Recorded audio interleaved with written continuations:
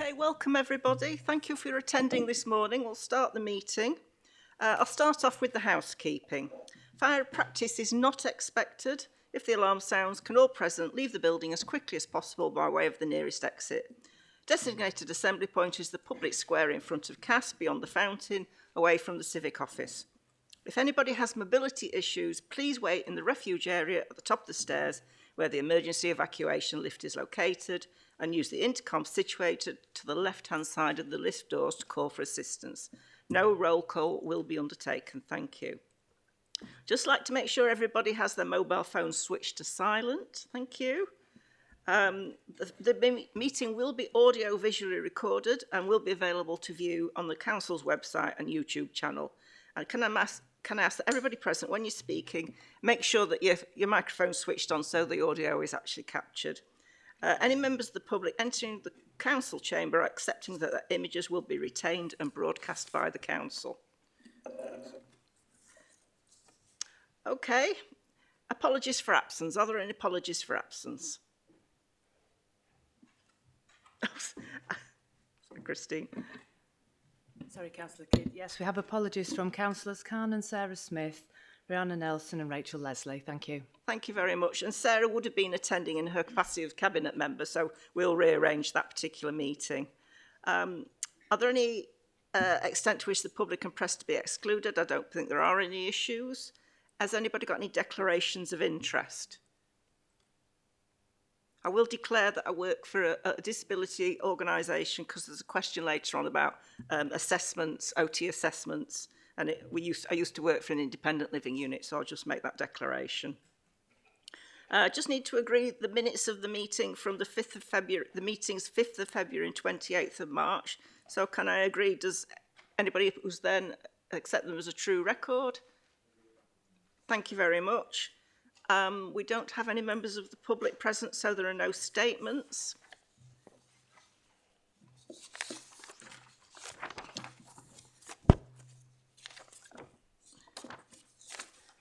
Moving the bits of paper around as usual. Okay. We are expecting Councillor Nightingale around 25. Oh, sorry, I've got the wrong glasses on to be able to see you, Jane. Thank you very much for attending. Thank you. Okay, so can I just, before we go into the agenda proper, can I just ask everybody to introduce themselves? Start at the end down there. I'm Iris Beach and I'm a substitute on this committee, thank you. Steve Cox, Finley Ward. Councillor Jones, Finley Ward. Martin Greenhalgh, Wadworth and Tickhill Ward. Glynis Smith, Hatfield Ward, and the Chair of Health and Adult Social Care Scrutiny. Antoinette Drinkhill, Co-optee, representing the Anglican Diocese of Sheffield. Councillor Leanne Hempshaw, I chair Children and Young People's Overview and Scrutiny Panel. Bernadette Nesbitt, co-opted member for the Diocese of Hallam. Christine Rothwell, and I support the Scrutiny Service. Councillor Jane Kidd, Chair of this committee. Councillor Andrea Robinson for Edenthorpe Kirk Sandal Ward and Vice Chair of the committee. Dr. Victor Joseph, Consultant in Public Health, Doncaster Council. Dan Swain, Executive Director, Place, Doncaster City Council. Phil Holmes, Director of Adults, Wellbeing and Culture in the Council. Leanne Hornsby, Service Director for Education and Skills for the Council. Hi, Faye Tyers, Service Director for Finance and Technology. Hi, Lee Tillman, Service Director and Chief Exec's Directorate. Hi, Councillor Jane Nightingale, Portfolio Holder for Corporate Resources. Thank you very much for that. So we'll go straight into our normal short introduction, and that'll be from Lee Tillman. Thank you. Thanks, Jane. So yes, this is obviously looking back to quarter four in 23-24. You can see from the report that lots of work had been going on through quarter four to get the finances into a. Sorry, into I've just realised that we can't hear you properly, Jane. Oh, sorry. Switch your mic off. Okay, thank you. Sorry, yeah, so I'll just recap. So obviously we're looking back to quarter four of the 23-24 financial year. There's lots happening in that quarter in a number of different ways. So I suppose a few things to highlight, and I know we'll pick these up through the questions, but the work that was going on to bring the finances back into balance, and actually we achieved a surplus in 23-24 of just over 3 million. Lots of work that went on in quarter four in terms of planning for the new year. Obviously the budget and the corporate plan were agreed in February for 24-25. Obviously the council doing quite a lot of major regeneration and plans for the future, so lots of work continuing around the South Yorkshire Airport City programme, for example, and obviously subsequent milestones since the end of the financial year progressed there. Obviously major work in the city centre in terms of some of our major schemes, as well as significant work across the whole of the city, continuing to embed things, for example, like the Choose Kindness programme. All that work continued in a quite a challenging backdrop in terms of cost of living crisis continuing to bite, even though inflation reduced to just over 3% in March 2024. Overall, I think performance was very positive.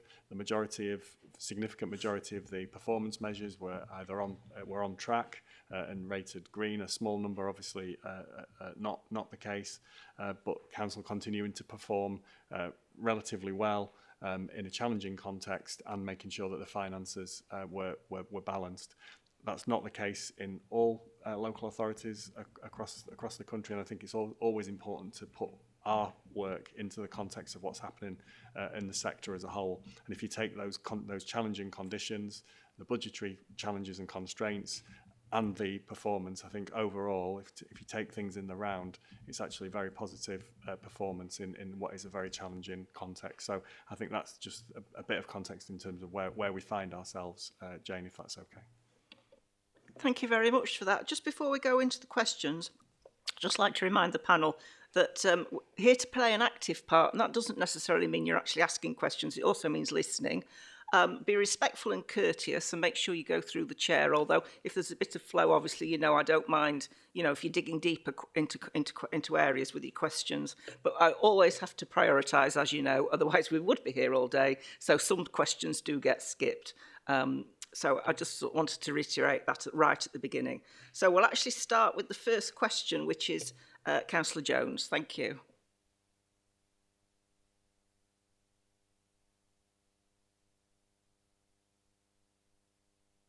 Sorry about that. It involves finance and regenerative council, and I suppose to some extent it involves Dan Swain and Phil Holmes about what they think about the particular question. And with regard to financial pressures, you outline any immediate concern and areas of concern. So it's not just aimed at one person, really. Thank you. Thank you. Yeah, agree. Really, I can answer really from an overall context perspective, but then directors or others can chip in really in terms of their immediate areas of concern. I suppose in relation to what's in the report and in relation to the overall perspective, the main areas of overspend in 23-24 were adult social care and children's social care. They are the biggest spend areas as well. So from when we did the budget, 70% of council spend is on adults, children's, public health. So that's the biggest areas of spend.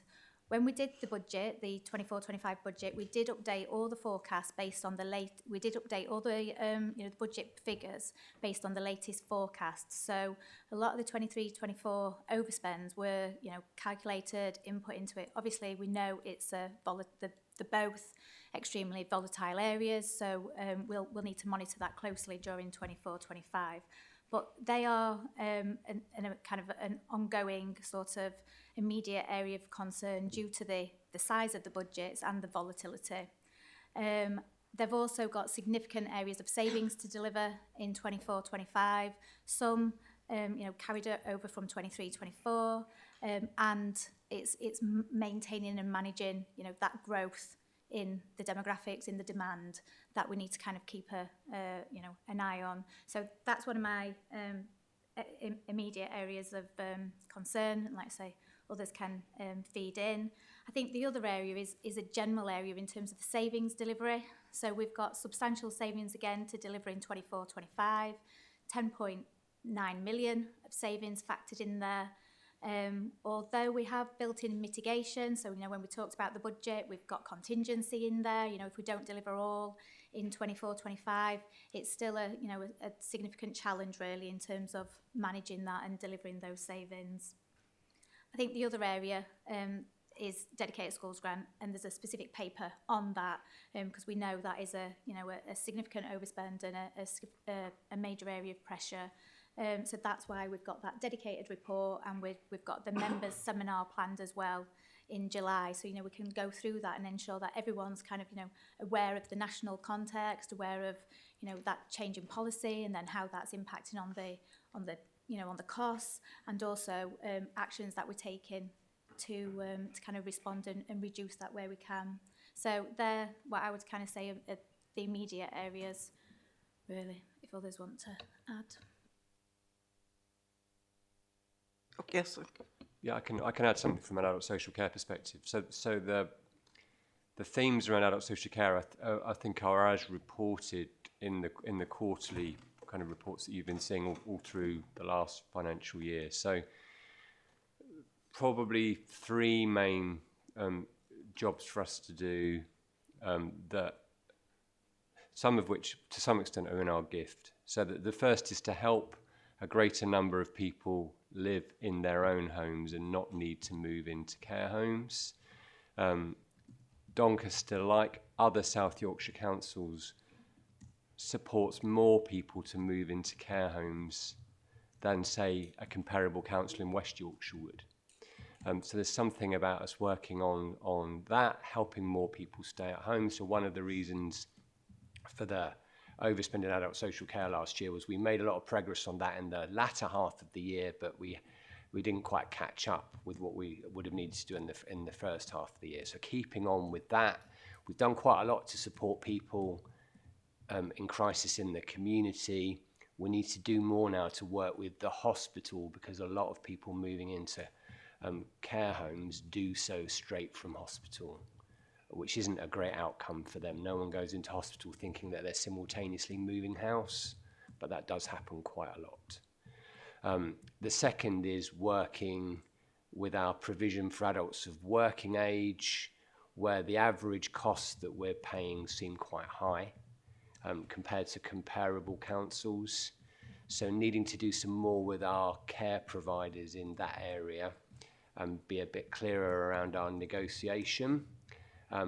A dependency there to work through is that obviously our care costs for adults of working age can begin when they're children and young people. So let's say they've got kind of an out of area arrangement or a high cost arrangement that's agreed when they're a young person.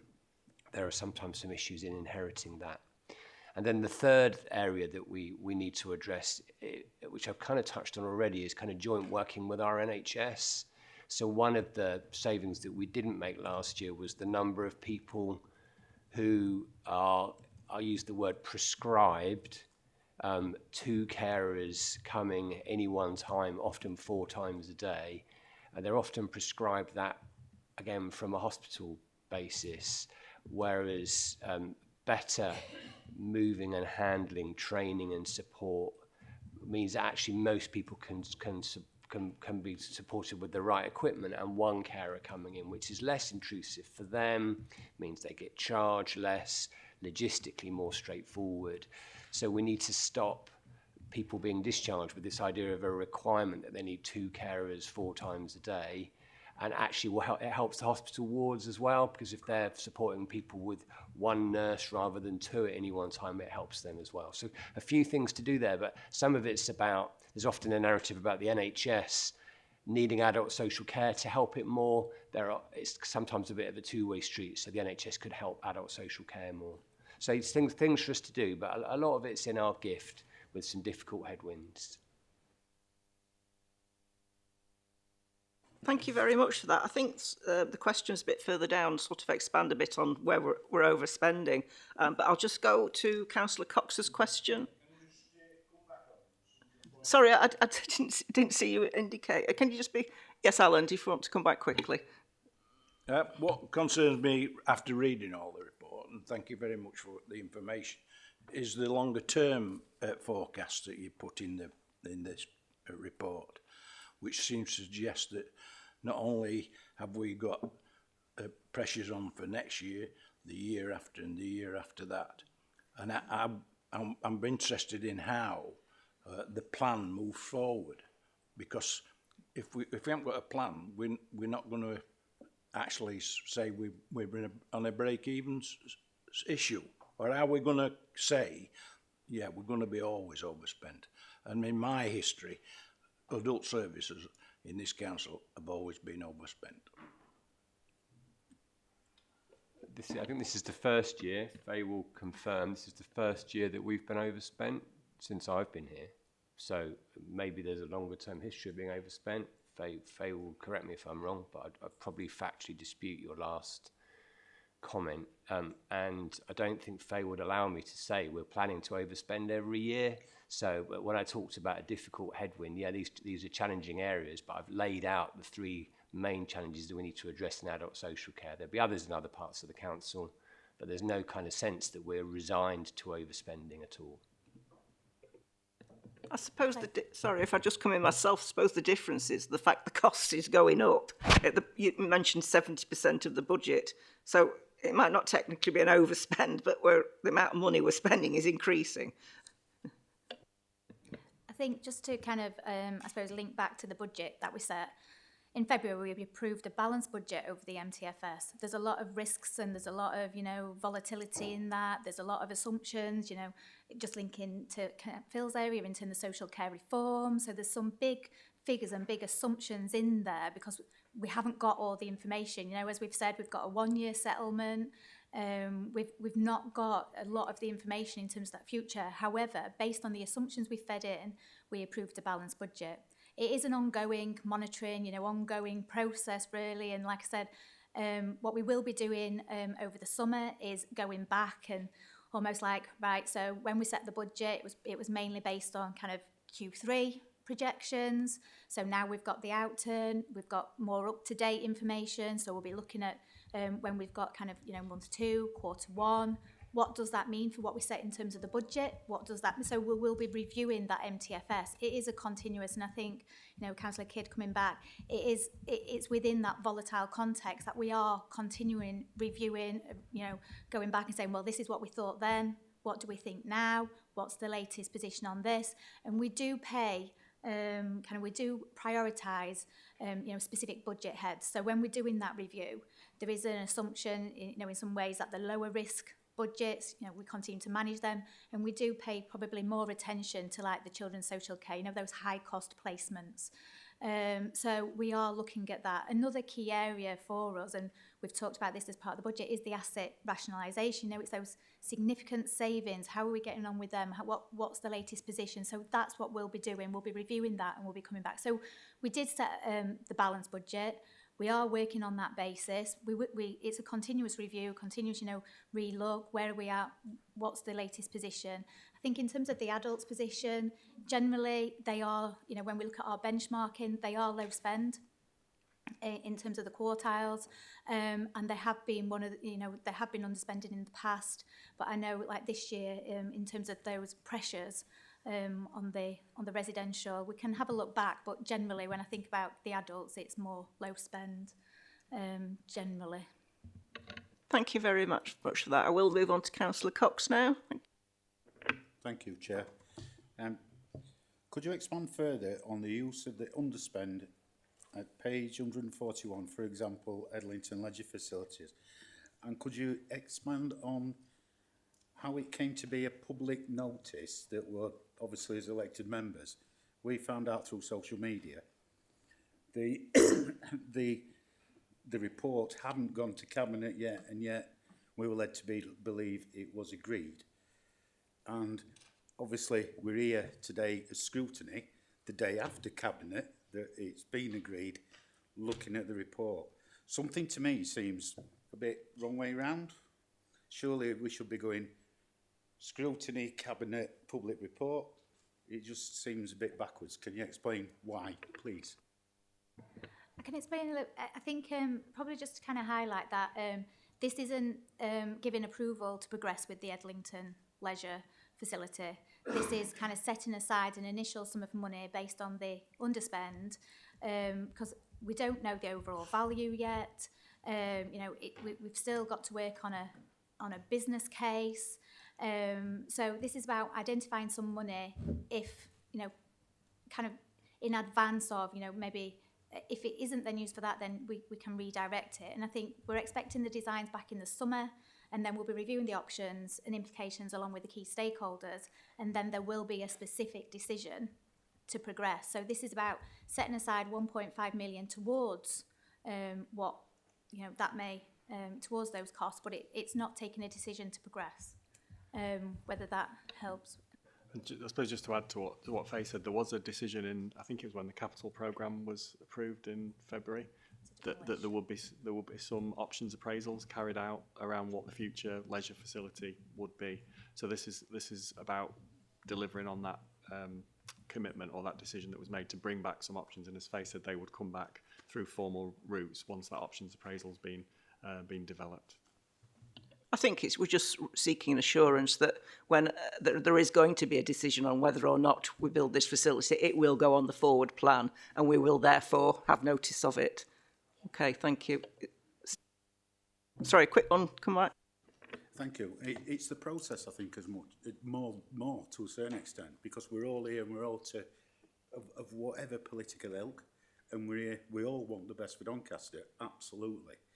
But I think when it seems that the process seems the wrong way round. So surely, as elected members, we should be aware of what's going to be made public through social media prior to it being out there. Okay, you can embargo it, but we have no idea. And yeah, we all want what's best for Doncaster, absolutely, 100%. But the process seems to be the wrong way around. I mean, if something can be done about that, then great. But otherwise, was Ross right in going forward with that public announcement? I can't comment on, I guess, on that aspect, but I suppose from a process point of view, this is the way we do the allocation of underspends. So through the quarterly performance report, if there's an underspend in that quarter, there's a decision made and it's signed off in that quarter how that money would be directed. Obviously, the decision around then the actual scheme itself is a separate one, and obviously that would come forward as we've said as a specific decision once that options appraisal is being carried out, and that would obviously be subject to scrutiny. So this is about using the flexibility as we come to the end of a year when there's an underspend to say how that money would be directed, and that's just normal practice. I think we do that. That's just what we do normally, isn't it, Faye, as a process? Okay, I will actually move on to Councillor Robinson's question at this stage. Andrea? Thank you. It goes back to the point that Faye was making just a few moments ago about reliance on out-of-authority placements and expenditure on out-of-authority placements. We've been given a lot of reassurances over the years. How concerned should we be just now at the position that we're in? I think I'll start, and then Leanne's going to kind of just also give from a service perspective. I think we're in a better position than what we've been previously. A much better position. And when I did the comments in terms of 24-25 on the robustness of the proposals, for the first time I actually downgraded, not whether you say downgraded, but the children's were always previously a red risk really in terms of delivery, in terms of we had a history of setting targets and then not delivering against those targets.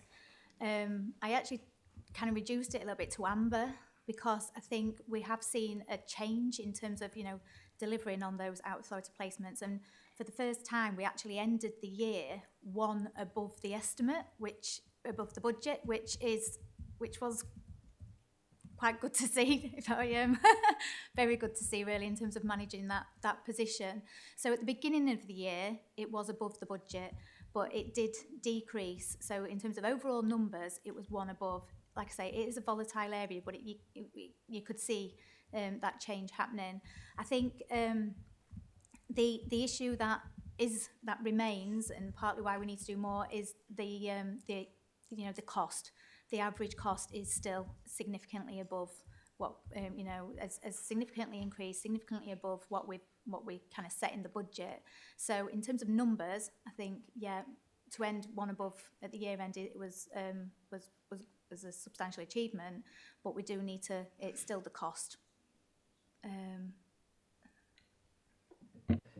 Yeah, just to kind of add to that, I think one of the things that we're doing now, so obviously with the transfer of Children's Services Trust into the council, it means that actually we're looking at social care and education and early intervention as a kind of a composite, and I think that makes a big difference, because the principle is really quite simple, that actually we want young people to be placed as close to home, i.e. in Doncaster, as possible. The difficulty we have is if we place out, then actually we're at the behest of the market, and the market actually in terms of cost is kind of spiralling, it's high. What we've also done though is we've put in commissioning quality assurance, so even as we place, we then challenge that cost. So that's the first thing.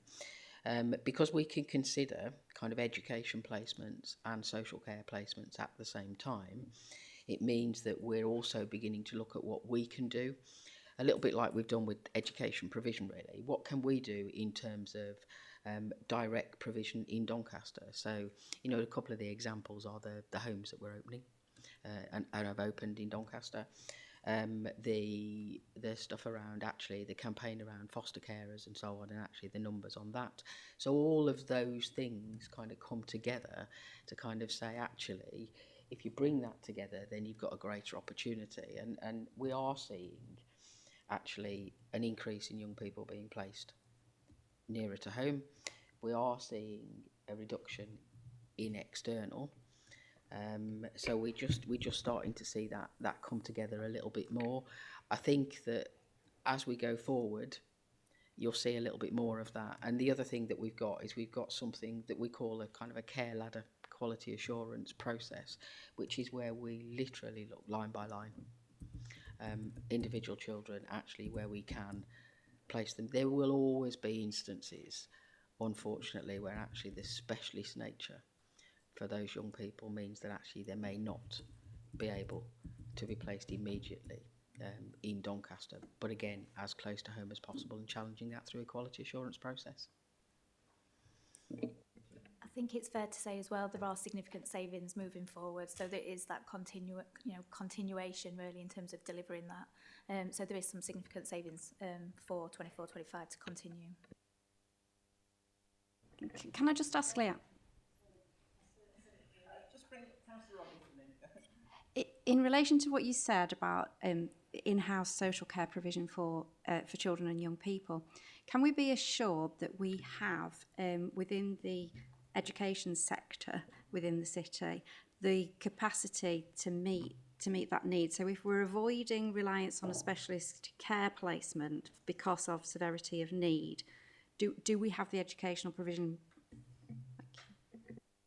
I think that's a fair question.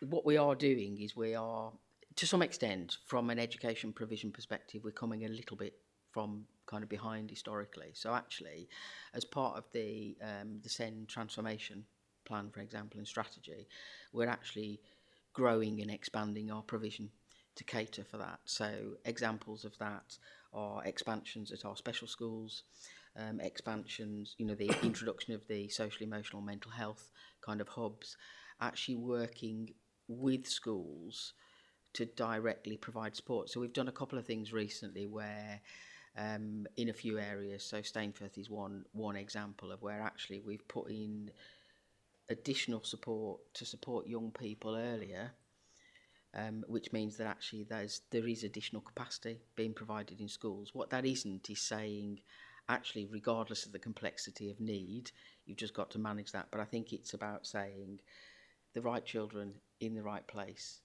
getting the right level of support. So are we completely there yet? No. But actually, are we making inroads into that? I think we are. So we have done some expansions. We'll continue to do that where we can within the existing parameters that we're allowed to. Antoinette, to bring you in.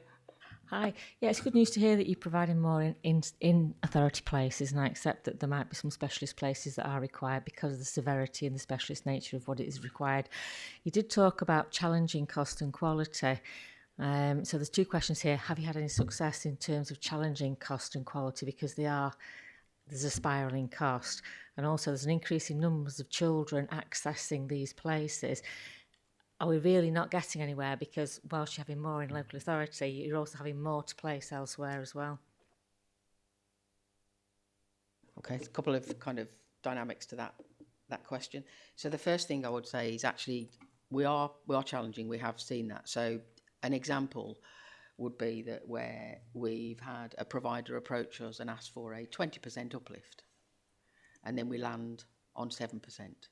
So that's just one example, and we do that all of the time. And some of that, if I'm being really blunt, is also about looking at things like, it's my colleague that does that, but actually looking at things like actually what are the details in terms of the company, how big they are, what their profit margins are, all of those sorts of things, and challenging that a little bit. So we've had some real successes in that. And then actually moving into a space. So rather than literally having to look from a child-by-child basis, which of course we do from a need perspective, but it's block purchasing placements. So using kind of the principle of economies of scale as well. So doing a lot more of that, but actually challenging back when companies are saying, well, we can, but it'll cost 20% more. There was another part to your question, wasn't there? Yeah, so the fact is you get an increasing request for places or a need for places, so any savings you're making are possibly being offset by the fact that you're using savings up to provide more places because there's increasing levels of wider need. I think essentially what we're doing is we are matching that principle of our own provision, putting in additional support in our own provision, and placing out broadly where actually there's hugely complex need and we can't necessarily support that in-house. So I think it's a combination of those two factors. Thank you. I'll just bring Councillor Greenhalgh in with your question because that's relevant as to... Yes, thank you, Chair. In my particular ward, we have a village called Braithwell, and we just, the parish council, which I attend, we're in a little bit of a quandary as to whether to object or not to a local large detached building, the old rectory, being converted into a school for a day school for special needs people. So this is why I brought this question. Could you advise how the acquisition programme for additional special needs schools is progressing?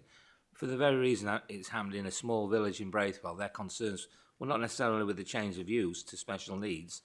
It was the increase in daytime traffic because it's a day school, and we already have terrific traffic problems in Braithwell because of the surrounding nature of the boat holder road network.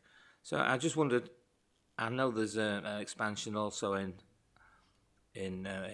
Councillor Greenhalgh. Stayforth. Excuse me. And I just wondered if you could expand as to how great this expansion programme is. Thank you.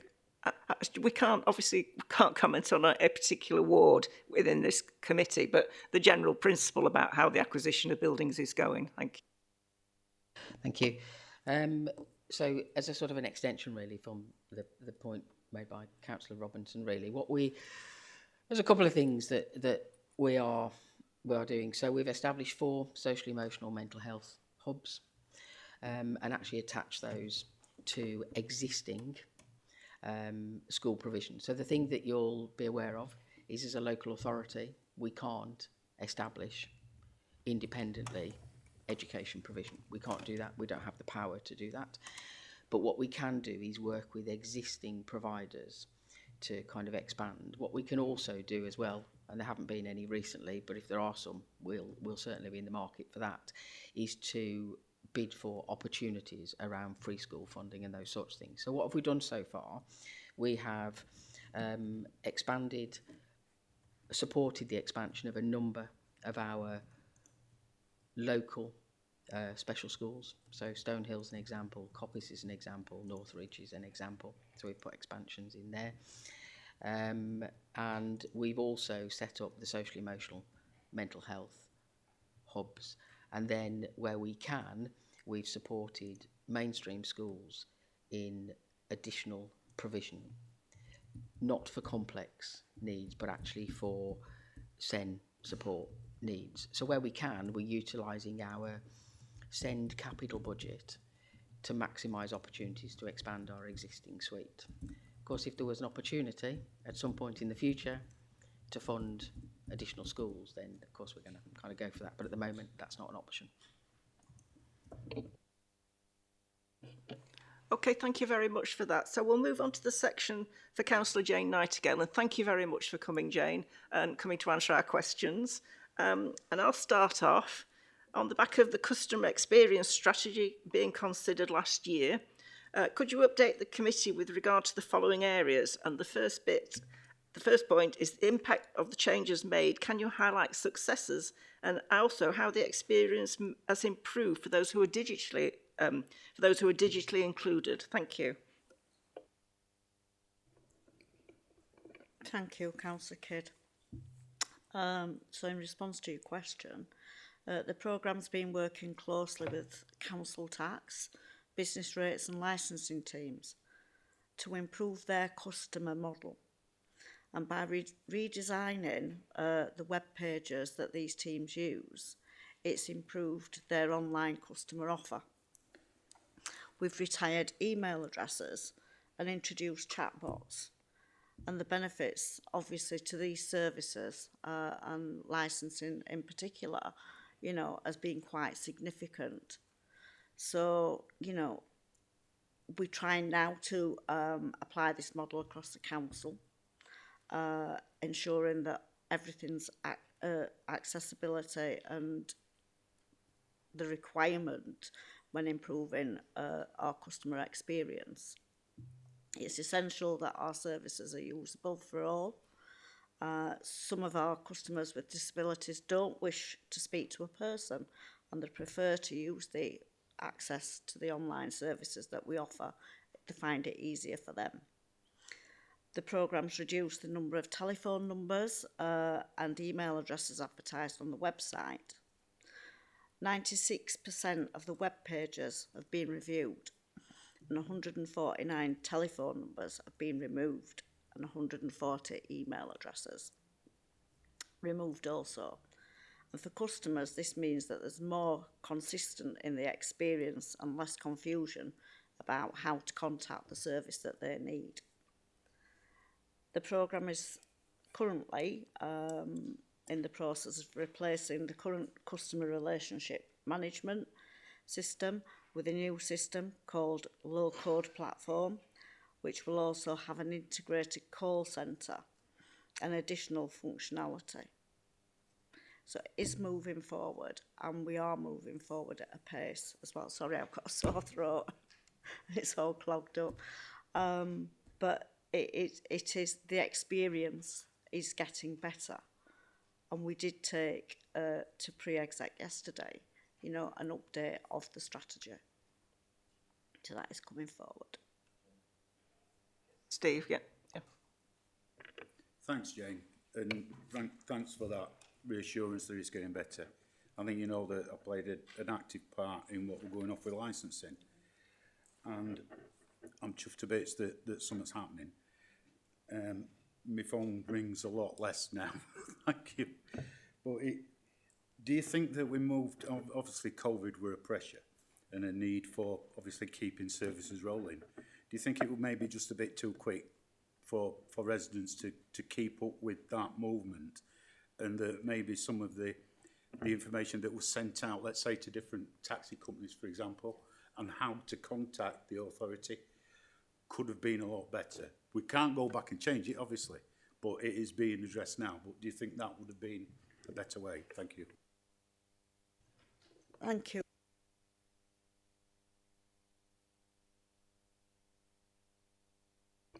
The people are now talking, you know, because there was a very extreme, as we know, difficulty in contacting that department, and now everything is online. Taxi drivers can go online they can start their process of what they need to do, or etc., etc., save it and go back to it at a later date. So it is working and it is improving, and it's not been an easy task to achieve, but thankfully now we are there, and I'm hoping that the experience for the taxi drivers, because I know I've spoken to many myself, it's been extremely frustrating. So, and there's a lot of them as well. Thank you. Councillor Smith, you've got a question? Thanks, Chair. Morning, Jane. So how has the service improved for the more excluded members of the community? For example, the elderly and people who English isn't the first language, and how is that monitored?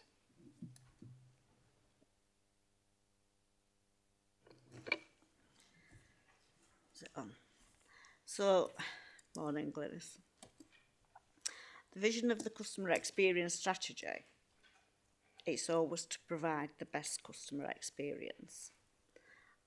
And that's to everybody, no matter who it is, and how they want to be contacted also. One of the Council's EDI objectives is to always provide the best possible customer experience and to the people we serve, no matter how people contact us. Over the past few years, we have seen our customers move dramatically to online channels. And I know I'm one of them. I use online all the time now.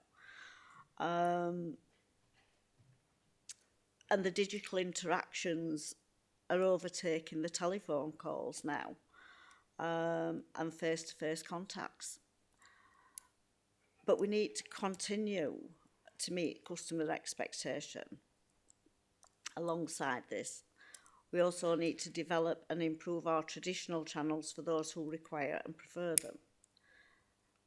Thank you, Christine. The delivery of the strategy is to enable Doncaster Council to continue on a journey to improve, manage and monitor our customer experience across the borough, but across all channels. So, with some things now, we've as we say with the tax drivers, etc., we've redesigned all the blue badge processes, and the web pages have been redesigned, introduced and changed with a Change My Details online form from customers.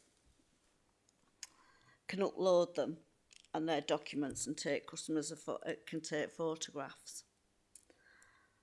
We also help customers apply for blue badges over the telephone, and we aim to process all blue badge applications in 14 days. However, applications are often processed and ordered much quicker than this.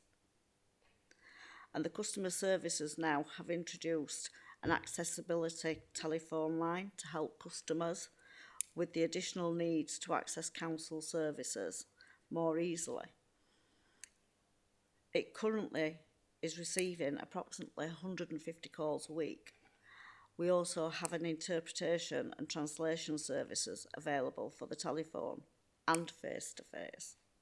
And we're currently working to introduce BSL video service for our deaf customers. All the work and the improvements achieved through the Customer Experience Strategy Programme of work is all performance and effectiveness, and constantly is monitored. So we are moving forward with more online accessibility avenues for all, whichever.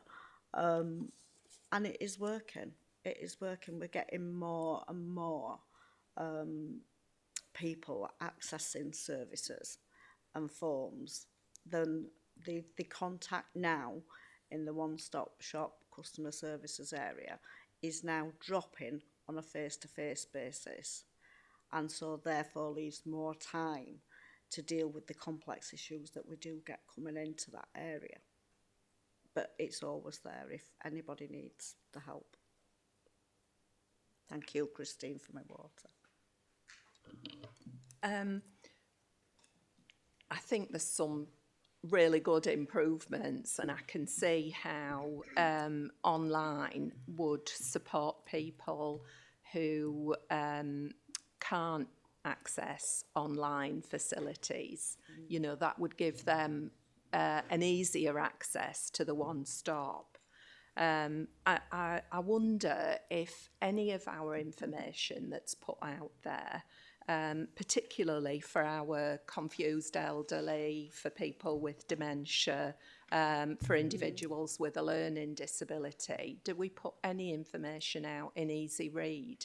Because I'm very conscious that I've used Easy Read for many years, and it's used by not just people with learning disabilities, but huge cohorts of people who find photographs and pictures much easier to understand. I might have to come back to you on that, how they manage that, Glynis, because obviously the experience on the website, it takes you in a channel. And if it's somebody, and I quite understand because I've dealt with dementia and everything myself, could be confusing. But obviously I will speak to Dulcie and see how we manage somebody in that situation, how they can, you know, because if they're not everybody's, it depends on the level of the dementia, because it, as we know, it progresses. And so it may be that they're in an early stage and can still do things for themselves. So I'll find out from Dulcie and I'll come back to you on that. I'll get a response. Thank you. Jen, can we just have some assurances? You talked about footfall dropping in the one-stop shop. And there are people who will, I spoke to a 91-year-old the other day, very articulate, absolutely will not do anything online. And you hear people talking about it, mainly elderly people, and people with English as a second language. Can I have some sort of assurances that that extra time that is needed and patience to be able to understand and analyse what somebody really needs, that will be more forthcoming if the numbers are actually dropping in the one-stop shop? Yeah, the numbers are dropping in the one-stop shop, as I explained, because obviously more people are accessing online services and forms, etc. But it's not as an effect to the service. The service will still work as it is. It will still offer a quality service.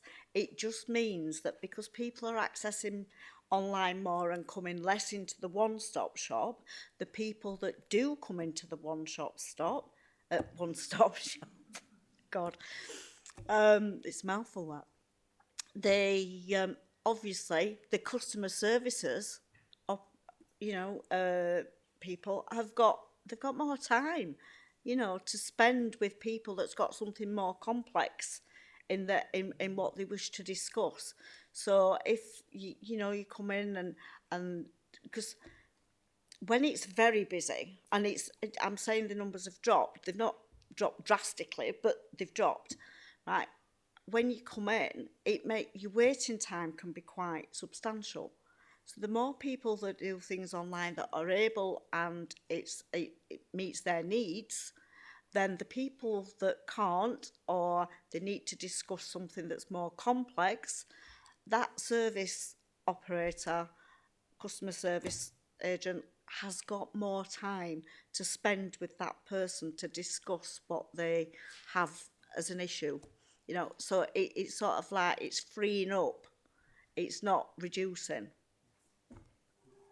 Thank you very much for that. Thank you. If I could just add, Jane, if it's okay, just to build on what Jane said, I think we've got more services that people can access now from the one-stop shop. So we've got other services. So we've got, for example, CAB, we've got registrars, we've got the food vouchers, we've got our integration and partnerships team and other services who can come and meet people where they are in the one-stop shop if they need that support. So even though more people are accessing online, we've got other services and other ways that people can get access to services by coming into the one-stop shop who need it. So there's a bit more of a wraparound, if that makes sense, to meet some of those more complex challenges. I mean, I do know we've got Councillor Jones's question, but I think you just touched on mine a little bit there about how CAB being co-located, how that was working. And I was just interested in what is the level of demand for benefits? Is that still very, very high?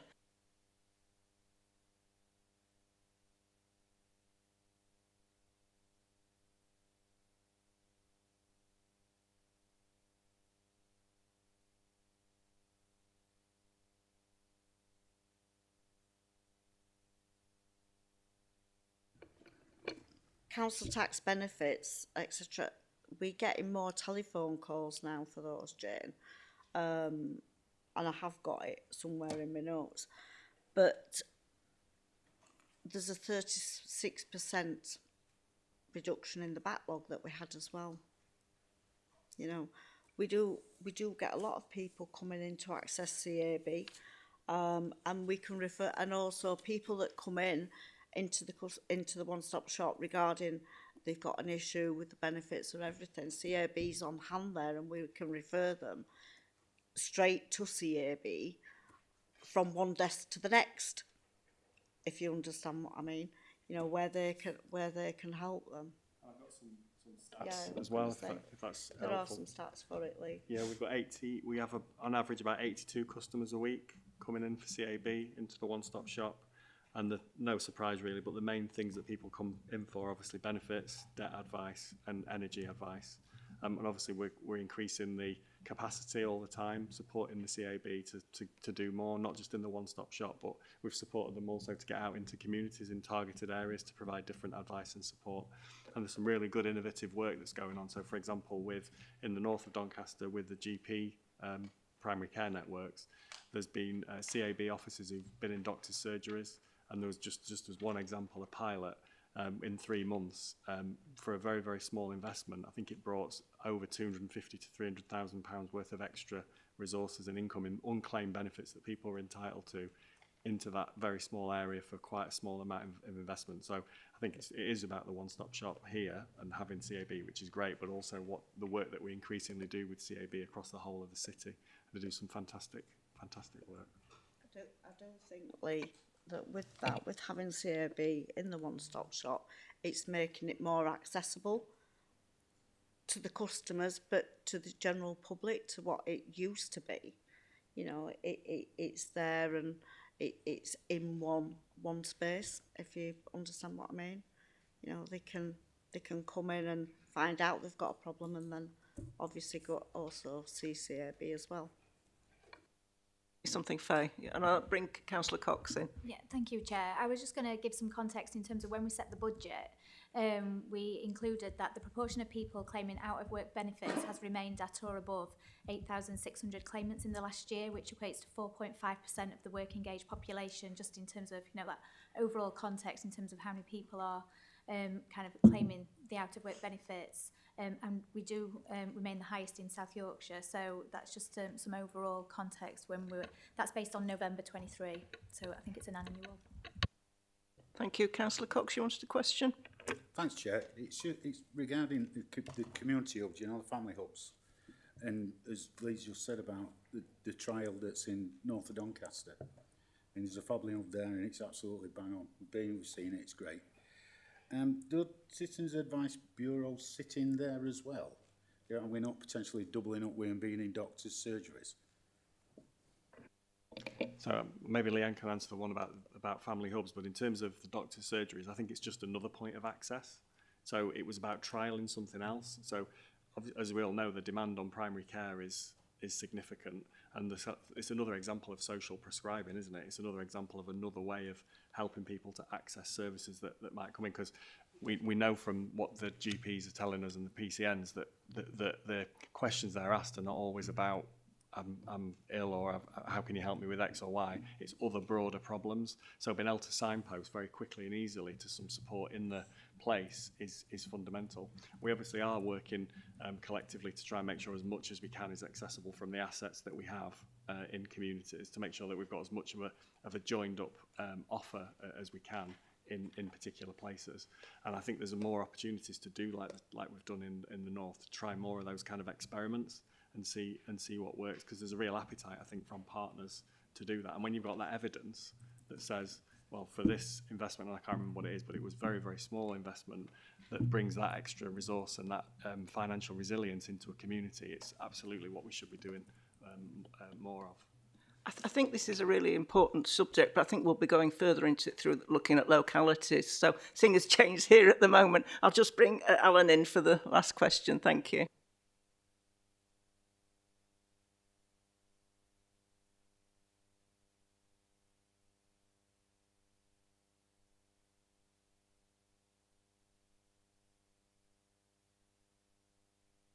Oh dear.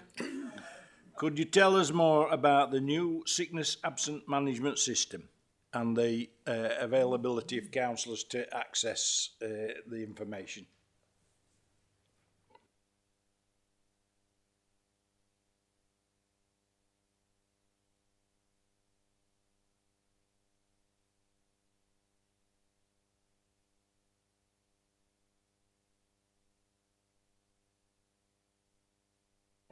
No worries. So I suppose just a bit of context about sickness overall. So the numbers are actually declining. The numbers of sickness absence we have still relatively high, but it is reduced year on year from 21-22. So as we were coming out of COVID, so the average or the target was 10 FTE days, and our outturn was 11.2 in 23-24, which is down from 12.29 in 22-23, and obviously that varies across the organisation. We've got different staff groups, and you'd expect certain staff groups will have high sickness just because of the work environments that they're in. So in terms of the work that we're doing around sickness absence and the management system, so we've got automated sickness absence monitoring functionality now within our HR system, which basically means managers get direct alerts around when staff are hitting triggers for discussions or interviews or different stages of the sickness absence process. Prior to that, it was manual, so it was a much more labour intensive process as if you're a manager and you've got lots of other things to do, to try and keep on top of this and make sure that you're absolutely given the support that's required, and in some cases the challenge to help colleagues. So I think that's really helpful, and those automated notifications kind of apply when one of the reportees in that team hit a particular sickness trigger that's based on the council procedure. So certain number of days or instances of absence, that's when a trigger is hit, which basically triggers you as a manager or a supervisor to basically have that conversation with your member of your team. What's happening, what more support can be provided, what is needed. So that's obviously helping us, and then we're able to kind of pair up and work with, from the HR team's point of view, with service managers around, what support do they need? Is it about how they have the conversation? Is it about their knowledge of some of our health and wellbeing support offer that we have, just to try and encourage people to come back to work, but in a supportive way as possible. And we also use that to gather feedback around, well, what's working, what other offers might we need to put in place, because the council's offer on health and wellbeing is a very good one, and is very, very extensive, and is very well used actually, and demand on that is increasing. And we've got lots of different ways that we can manage sickness, and it depends how much time we've got, but we've got detailed information about every single directorate, and obviously the picture varies in every single directorate. In terms of how you look at the information, we do have a really, really good dashboard that's on the council's intranet, which is there for anybody to look at. Obviously it's anonymised, you can't in any way identify individuals, but that dashboard has a huge amount of information on it about sickness, and you can look at the number of cases in a particular team, and you can drill down to a service manager level. You can also look at the type of sickness absence that there is in a particular context and area, where that's stress or musculoskeletal, which are our main two items. So you can drill right down to that. You can also look at the number of sickness absence days and compare them with particular different years as well. There is other functionality on that system as well. I know we're just talking about sickness now, but you can look at things like agency spend, you can look at age profiles, workforce profiles, etc. So it might be, if colleagues want to, we could do maybe a bit of a session on that system, just so you could see that and drill down. And it's a really, really good system. We're improving that all the time. and obviously that liaison through our business managers with each of the directorate and directorate leadership teams to sort of see, well, how is this working, and are there other things that we can do to support. Thank you. Yeah. Just Alan. Is that available for St Leger as well? Don't think they're on the same system. We are trying to get them onto the same system. Thank you. But I can send the link round with of how you get that information. Councillor Robinson's got a couple of questions. Can I just query, Lee, whether NHS wait times are a factor in some of the sickness, and whether we collect any data around that? And the second thing is, you talked about line managers. Can you tell me about the proportion that have been trained, or is that part of the data that you capture? Yeah. So it's a good question about the NHS. We don't collect that data, but what we do, obviously, and I've, from personal experience, got an example of this where accessing our services helps to circumvent a delay. So, for example, in my circumstances, I needed some physiotherapy. I was able to get into the council's physiotherapy offer very, very quickly, which meant I didn't have to wait, and there'll be other examples of that as well. So it will be a factor, but we don't keep the data on what that is and what that looks like. But we obviously encourage our teams to use the council service as best we can.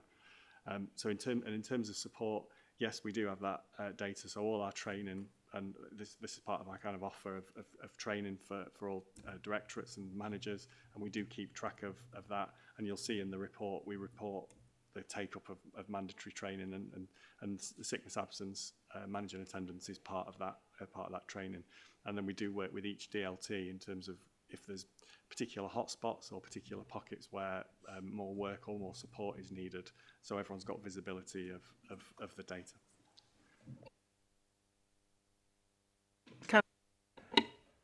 Is that availability for staff for all the what you've told us about? Is that available for councillors as well? So health and wellbeing. Yeah, yes. Right. I think there was an email that went out, wasn't there? If I can just say, Councillor Jones, I've accessed the OT, the occupational therapy within the council, on a couple of occasions, and one of mine was similar to what you've just highlighted, Lee, is that I'd seen I'd seen my GP, I'd been referred to a specialist, I'd seen him, but I was on a long waiting list for some further physio, etc. I saw the practitioner within the council, and we do that. Elected members can access that service through Andrew Circum. So if you approach Andrew Circum, and then obviously he will make a referral to occupational health for you, and you can access that service. But he was very good with me. He highlighted some other things that I needed, and so I went back to my GP, got them done, and everything's moved along a lot quicker than when I finally got my NHS appointment. I'd already got all the information for them that I needed, and I'm now having treatment through the NHS, but it is a good service, and elected members can access it, even for counselling, when bereavement and things like that, it's available. Okay, thank you very much, Jane, for coming and answering our questions. We are rather over time now, so we do need to crack on, but thank you very much. If you want to stay to the end, you're welcome. If you don't mind, because if I can go, because I've my parking tickets, it keeps telling me that I'm getting running out of time, and I'm fed up of paying Doncaster Council fines. Okay, thank you very much for that. So we'll crack on, and we'll... obviously everybody appreciates I may need to skip some questions, but Councillor Jones, there's a question about the planning applications.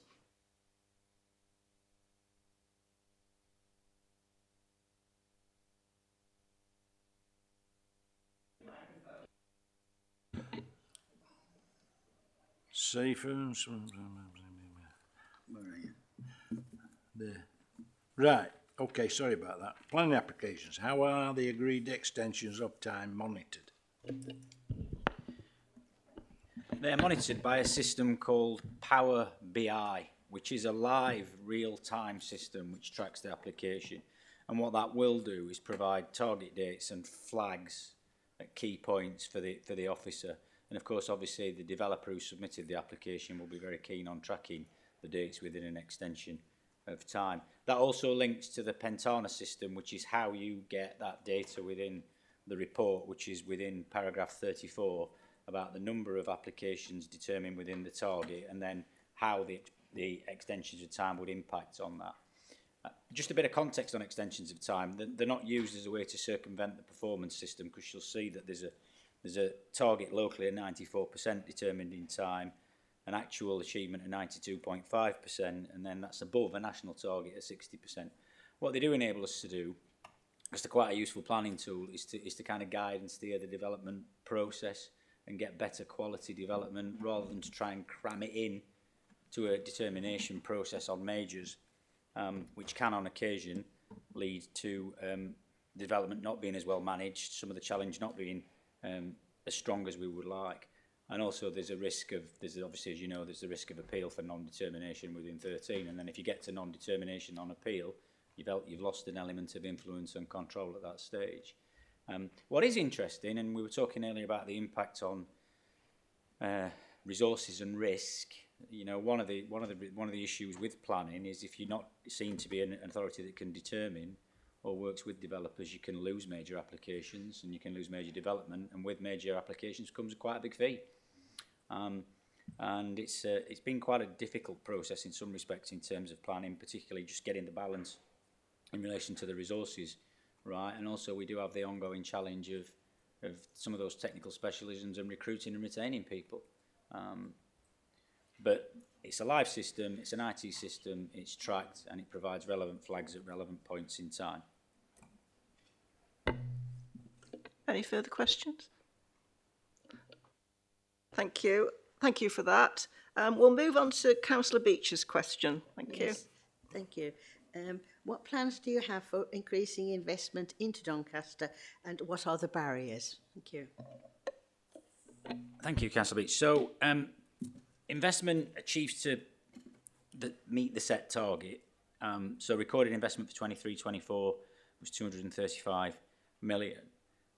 There's been some further announcements recently in relation to a potential development at Hatfield, creating 800 new jobs and 100 million, and then obviously multi-million pound investment in hybrid air at Carcroft, and various other things that are progressing as we speak, particularly around Thorn North, and of course the positive news in relation to the airport and the lease, and then the next stage of that in securing an operator. So that's a little bit of context. You asked me about barriers.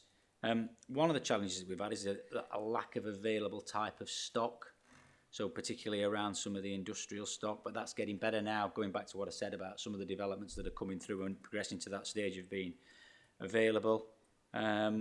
Also, some of the development around Gateway East of the airport, Unity and iPort have now freed up the capacity, and we've got 4 sites in the investment zone across South Yorkshire.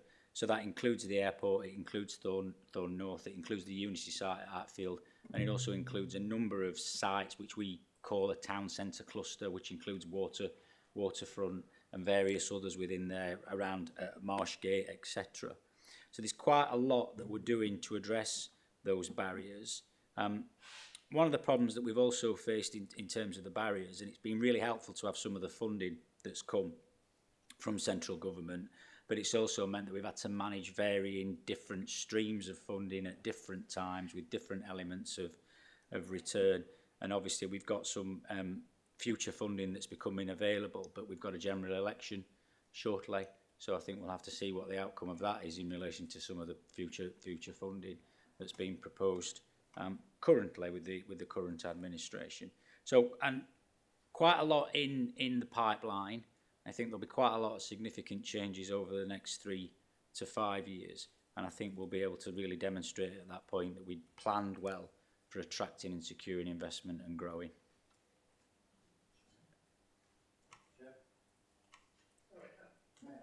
I'll have Steve and then Antoinette. You. Thank you.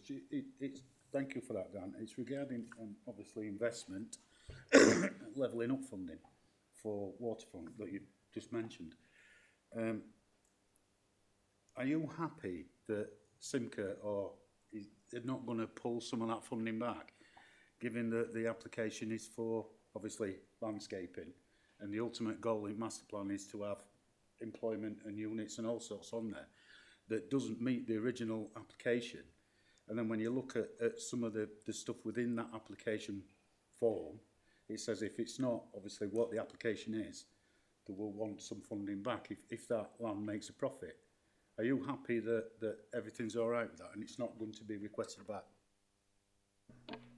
In relation to the funding arrangements around the waterfront, there's a mixture. There's LUF for remediation, there's been Simca money for acquisition. So it's made up of a different mix. I don't have any concerns in terms of delivery that money would be clawed back where we are currently, and that money's been allocated and that money will be used within the prescribed timescales. What we do, and Faye can explain this as well as me because she's close to it with finance colleagues, is because of the nature of the funding streams, because of the timing of the funding streams, we do have to have regular conversations with DLUC about meeting the parameters and in some extent moving the parameters. And in fairness, sometimes I think that whatever government policy is, they need to be kind of mindful that actual operation delivery on the ground doesn't always necessarily meet with what Whitehall might consider achievable.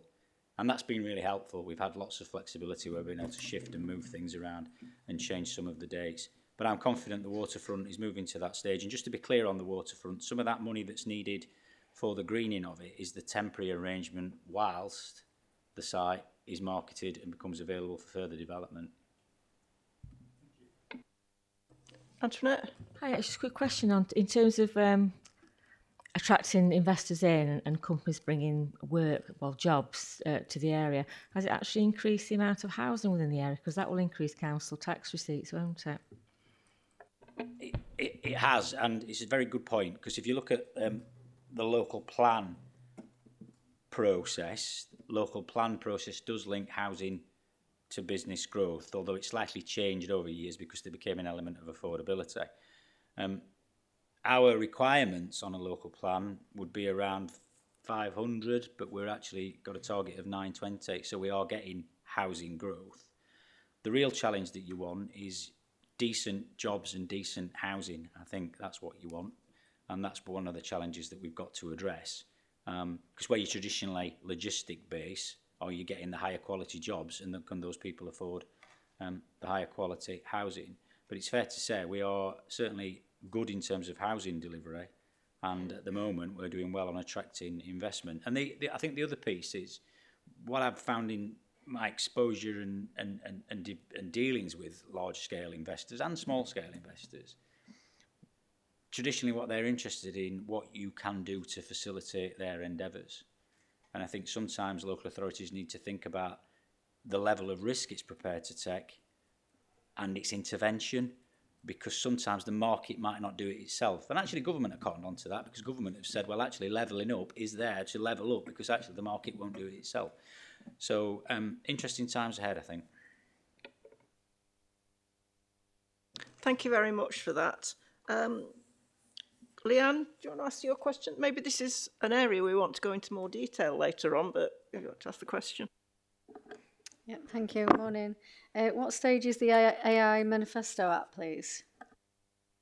So the AI manifesto has been drafted. There's been a project team, including people from Business Doncaster and people from our policy section involved in that.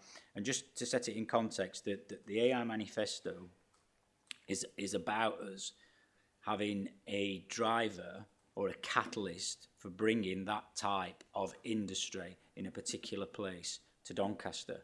So it's timely as well, because what we've got, as you know, through the town deal is the station gateway development and the office facilities there. And that, when the question was asked earlier about what's one of the barriers has actually been quality office space. Because if you do look around, where is that quality office space, particularly within a central location? So it's opportunistic, because we'll have this office block. The plan is to try and attract those industries, make it viable, make it something that those industries or those companies want to come to, that will act as a driver, as a catalyst for using AI and the digital industry as a driver for that quarter. Because if you remember, waterfront and some elements of the area in front of the Minster, where 360 Media has been talked about for quite some time as being a digital a digital cluster and a catalyst for the growth of that type of industry. What is interesting as well is when you look at the Simca region and work that's being done across the sub-region, there is a challenge for space for that type of industry. So I think it's a great opportune time. I don't know whether or not Lee wants to comment any more on the proposals and the timeline for the release of the manifesto, but I think it's likely to be reasonably soon, because obviously it will tie in as well to the wider plans that we've got for the city centre. Yeah, thanks, Dan. And just to build on what Dan said, I think what's great about this work is it's not just the council who's saying this is a good idea and we should just do it. There's some fantastic businesses doing brilliant work in Doncaster who want to shout about the potential here. So we've got organisations, businesses like the Automated Analytics who are at the forefront of this work, not just in the UK, but in across the rest of the country. So the building is part of that broader digital creative ecosystem that we want to better understand, better bring together, and then see how we can expand that. There are other businesses who've also come forward saying that they're really quite excited about the prospects and want to also get involved. So I think that's really positive for us. In terms of some of the other things and opportunities that we've got, it's not just about the private sector, but how, and we heard earlier from Jane about some of the work we're doing to use technology differently in the council to improve the experience of our customers, and we're doing some testing of how we might use AI in the council in different ways. So that AI manifesto it's absolutely about the private sector, but it's about Doncaster as a place. How can we use technology to help us solve problems, to help us innovate and think about the kind of future that we want to create? In terms of a timescale for that manifesto, automated analytics are a key partner in this, obviously, and I think we're looking at something probably early autumn in terms of launching that manifesto and then doing other communication around it. And we saw at the business conference just a couple of weeks ago that there was quite a lot of excitement from businesses about the potential here in Doncaster to do more in this. This may be a stupid question, but you said quality office space. Do people who work in AI need particular high quality office space as opposed to other people? So that's one of the things we're looking at, actually, working with the businesses that we've got here, but also businesses who potentially might want to come here about what might they need. So there was some colleagues were down in London last week just looking at some innovative spaces and the type of infrastructure and the fit out and the layout of how those spaces might look. They've got to be very flexible, used for a range of different purposes. But that's what we're trying to do, is use that insight that we get to inform what we think that building should look like.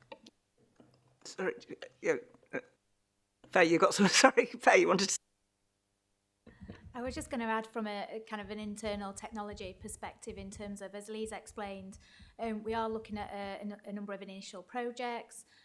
We are undertaking further engagement across the council to look at the opportunities that we might be able to deliver, through AI, and what benefits we can deliver.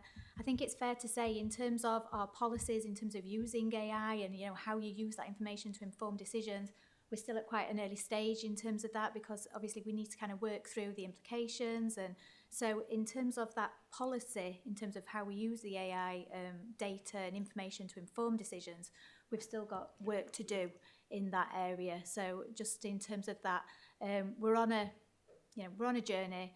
We're at initial stages. We're having lots of conversations in terms of private, what's the opportunities, what can we deliver, but we do need to kind of do that work internally just to kind of be clear in terms of what our policy are, in terms of using that information. Yeah, I do know we need to crack on, but I think this looks like an area where a lot of members would be very interested to be asking questions and going into it further, so we'll have to build that in. Sorry, I just wanted to mention, I suppose, the technical colleges that we're building on as well. I think we've secured a second one, so it's encouraging that we're bringing sort of support to education and bringing young people in, because I'm sure you'd agree with me, we need to build that expertise for the next generation coming up and make sure that we've got those facilities ready to go, really, for them when they're ready. So I don't know I think we've got to move on, but... yeah, I just would love to see more employment in digital. Absolutely, and there's as you say, Leanne, a real clear alignment between the UTCs and these kind of skills and capabilities. I think it also raises a question: what's the future of the kind of education and learning spaces that we need? And obviously, working closely with Leanne, these are the conversations we're having about how that learning becomes relevant to the practice, what the business needs right now, rather than it's going and doing a course for 3 years and then maybe coming back and thinking, oh, is that relevant? And all the world's moved on quite a lot since you went. So it's that kind of alignment of learning with practice, very dynamically. So it's a kind of an iterative process, and it's something that's embedded in the work, and the learning's done in the work rather than done separately. And that's really, I think that we've got a massive opportunity as a place to position ourselves as that's how we want to see learning develop in Doncaster. And we've talked quite a lot about that concept of a learning city and learning at all sorts of different levels and scales, because that knowledge is the commodity of the future, isn't it? That's where growth will come in the future. Thank you very much for that. Can we crack on with Councillor Jones's question about volunteers?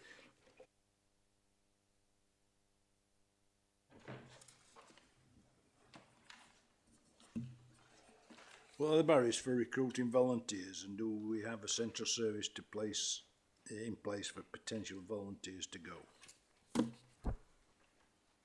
Yes, I'll just chip in on this one if that's okay. So we do. So this is really important to us. Volunteering is hugely important. So we have a small resource in a HR team that helps to coordinate both work experience, internships and volunteering. And we do have a policy, an active policy as a council, where we give staff up to 3 days a year to do that volunteering. I think there's been in the past maybe not as much clarity about that as there could and should be, and we've done quite a bit of work to refresh that, make that policy as clear as possible, and continue to promote that. So we do have that resource in the team, and it's again trying to make it as easy as possible to access that. We've got resources on the website as well that you can go into if anyone wants to apply for a work experience placement or to do volunteering in the council. One thing we do need to improve is our data collection, and so currently the HR system that we mentioned before, we're constantly improving and evolving that. We don't record, or it's not, the functionality is not there to record that volunteering commitment. So that's something we're working with Rotherham, because it's a shared service, to make sure that we can get that information. We have managers' guides, we have hints and tips, we have support for recruiting. In terms of barriers that you mentioned, Alan, I suppose there's a couple. So we obviously work in a hybrid way now, so it's probably not quite as, in one level, not quite as easy to kind of have those conversations and make those opportunities for people to come and work and volunteer as easily, because we're working in a hybrid environment. So that's also not as easy. And also we've got those reductions in budgets that we've all experienced, the challenges that we've faced. So it kind of reduces the capacity for us to offer placements, because there's less ability to provide oversight. So there are some barriers, but we're trying to make that as an enabling as possible. And I know teams, and if you look on social media and the internal comms stuff that we increasingly trying to do, we're trying to tell stories about where people are going out and volunteering and doing good work. And there's another dimension as well to this, where we're increasingly working with the volunteering community sector to kind of co-produce what support they might need to encourage volunteering and coordinate volunteering.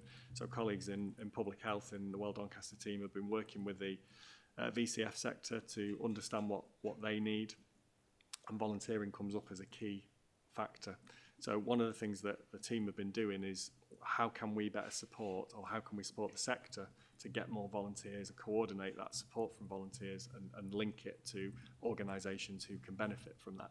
So work's being done with DCLT at the moment for DCLT to help to provide some of that coordination support, and this is because the sector have said that they want this support. So DCLT are going to be providing some of that support as we go forward, and they're going to be a kind of lead organisation to help, and they're going to help with a volunteering bank to make sure that we've got that clarity of what the offer is and then what the ask of people are. So again, that's something we might want to come back with a bit more information, but that's something that the team are working actively on, and that DCLT will provide quite a lot of support applicants who want to volunteer and help to match that with organisations who are asking for that volunteering. And that'll include things like DBS checks and other things.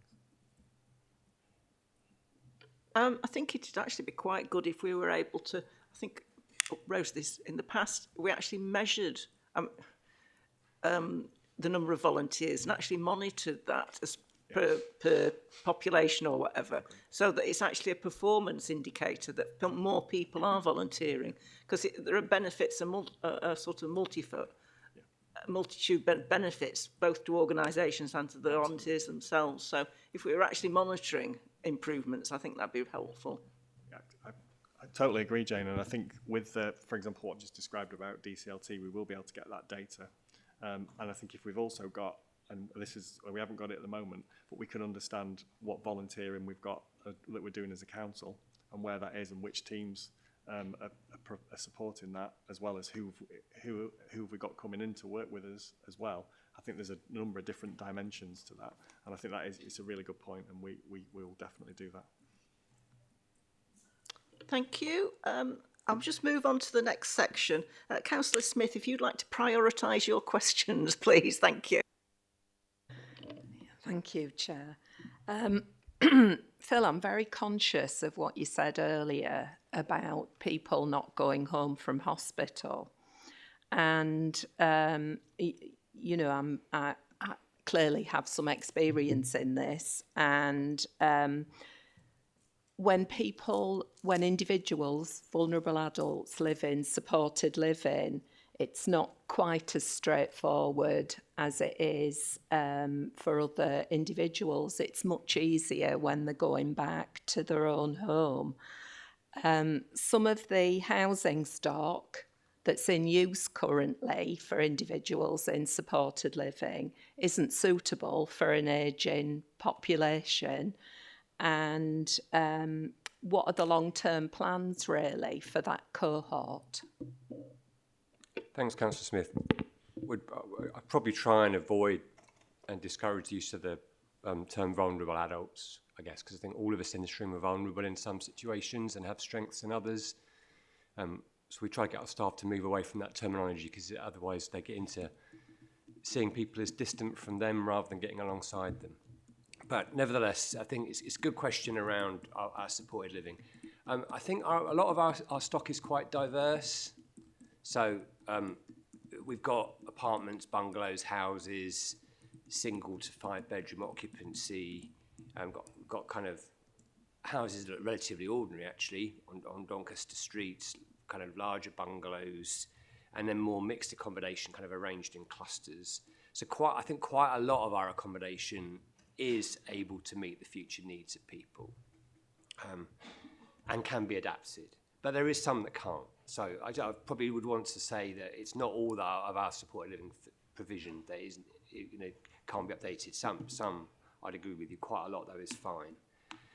So we've got some schemes available that we're developing some new schemes across Doncaster. So we've got schemes at the moment in development in Thorn, in Hexthorpe, and in Edenthorpe, and we adult social care colleagues work with colleagues in housing strategy to identify and develop sites in line with the council's housing strategy. But it's pretty important, I think, that we don't limit our plans for supporting adults of working age, say with learning disabilities, or maybe who are autistic adults or other kind of forms of neurodiversity. It's pretty important that we don't limit our focus on supported living. Sometimes it feels in Doncaster like we put too many of our eggs in that basket, because not everybody wants to live in a cluster with other people who have care and support needs. We do think there are particular groups of people that we've neglected around supported living. So, for example, some adults with complex mental health situations who would benefit from a more secure and supported kind of communal environment. We do think we've got some spaces to develop around supported living for that group. But we think for others, as well as developing some new schemes, we need to do more about our general needs housing, accessibility, so we keep half an eye on our kind of new build programme. And we also need to develop some other forms of provision So, for example, we've got Shared Lives in Doncaster already, which is basically an adult placement scheme, like the sort of schemes we might experience for children and young people, which allow people to connect with real families and kind of win-wins around accommodation and people who want to provide some care and support and be paid for doing that. But it's got a really low profile in Doncaster. There's much more that we could do with that scheme. And then there are other approaches. So I was speaking to a colleague from Keyring relatively recently. They were decommissioned in Doncaster back in 2017. I don't know why, it's before my time. But other ways of looking at connecting care and support with where people live that aren't just about building something and then moving people into it. So I do think, I suppose if I was going to summarise, we've got quite a lot of supported living that's fit for purpose. We've got some schemes under development. We do need to do more, I think, especially around complex mental health and gaps there. But we need to diversify as well and not talk about supported living as officers as if it's the only care and housing solution for the people that often get associated with it. I realise you might not have it now, but could I have some figures for Shared Lives? Because I can remember when, it first was kind of thrown into the pot, and it didn't seem to have a lot of emphasis on it at the time. So I would be interested to have those figures.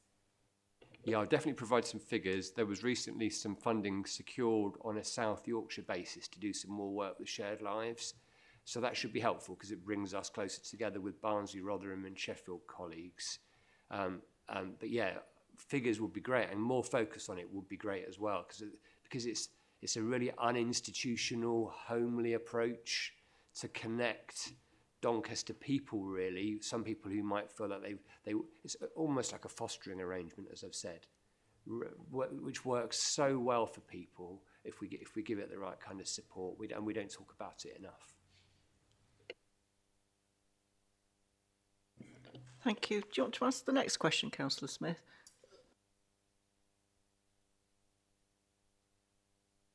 So, how many people self-fund for aids and adaptations, and how are they supported in making these purchases? So I think the answer to the first question is I don't know, and I could never know, because all of us, don't we have aids and adaptations in our houses, and we make decisions about what we're going to do, things that will open a tin easier for us, or other things that we might adapt in our homes. So it's always been something that people have done.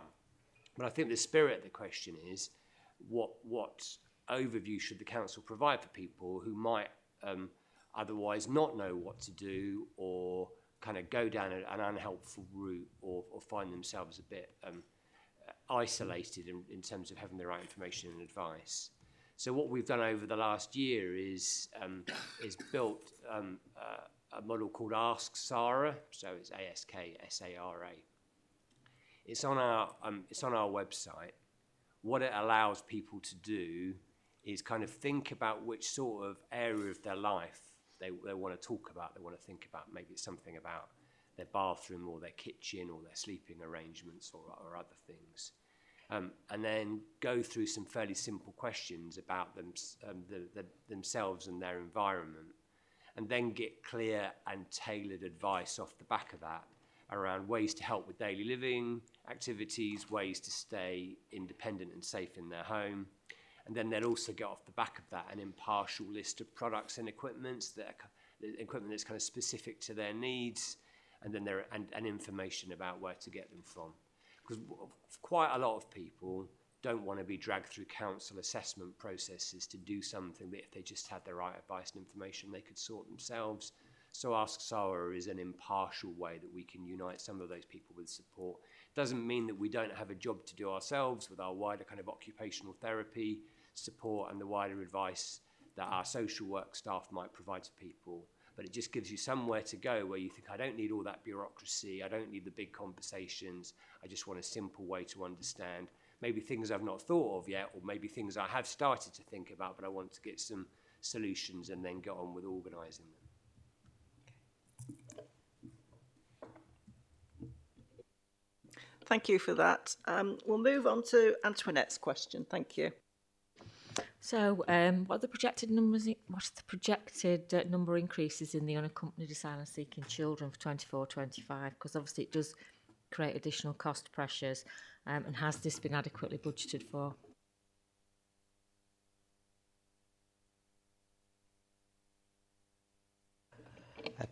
Thank you. Thank you for the question. So when we budgeted for this financial year, we budgeted for essentially a range of between 107 and 131. So actually that was our kind of budget range. When we look at where we are now and the predictions of where we are now, actually we're projecting around about up to 119. So in reality, we've still got some headroom in that kind of budget projection of kind of 121,000 or thereabouts. So the projections are kind of right, I think, at the moment. So it feels like we're in a good place. That's good news. Thank you. Councillor Hempshaw, you've got a question? Thank you. So in paragraph 115, we talk about foster carers. I'm just wondering how well the campaign is going to recruit and retain foster carers. And, how's it going when we're talking about expanding numbers of places in in-house residential provisions? Thank you, Councillor Hemshaw. Another good question. So, obviously, it's in its relatively early stages in terms of this campaign. What I can tell you is that thus far we've had 32 inquiries and we've got seven kind of in process in terms of what's kind of happening now. So, actually, I think if you were to ask the question at the next session, I think we'll have a lot more data. But actually, you can see from there that already it's beginning to get a level of traction. But I think the sort of the real impact, I think, will be measured potentially as a sort of a query in the not too distant future. Thank you. Thank you. And finally, just a question about the Ask service. And I remember that the A is apprentice, and I can't remember exactly what the S and the K are. Good to see it's up and running. What percentage of schools are actually taking it up? We have 36 schools who are eligible, so that's secondaries, special schools and the college, Doncaster College. And when I say schools, I'm including New College, although that's a sixth form provision. So just to kind of qualify that. At the moment, we've got 16 settings that are fully engaged. We've got 3 additional ones that have signed up this morning. So that's come on today. We've actually got a total of 10 activities planned between the 28th of June and the 16th of July. And in fact, there was an apprenticeship session yesterday over at Cast, yesterday afternoon. I think so bear in mind that obviously it's only stepped up around about March. So we're at about a 44% uptake at the moment or thereabouts. So I think now that from a secondary point of view in particular, now that you're out of kind of exam season and all of those things, we'll start to see kind of more traction on those activities. So actually, given where we are, that's probably about right at the moment. Do we want full uptake? Yes. Are the team engaging directly? Yes, they are. And they're directly going out to schools and settings to make sure that we're taking advantage of that, as well as an overall kind of social media campaign that we're leading as well as a council. Thank you very much. Anybody got any questions on that particular area? I think we've actually come to the end of that section. Thank you everybody for your questions and for your answers. Before we go straight to the recommendations, there are some areas of concern, if you like, or really, really important areas on the agenda papers, but just to make sure that everybody knows they are being taken up by the scrutiny panels. Dentistry continues to be addressed by the Health and Social Care Scrutiny Panel and Joint Health Regional Scrutiny.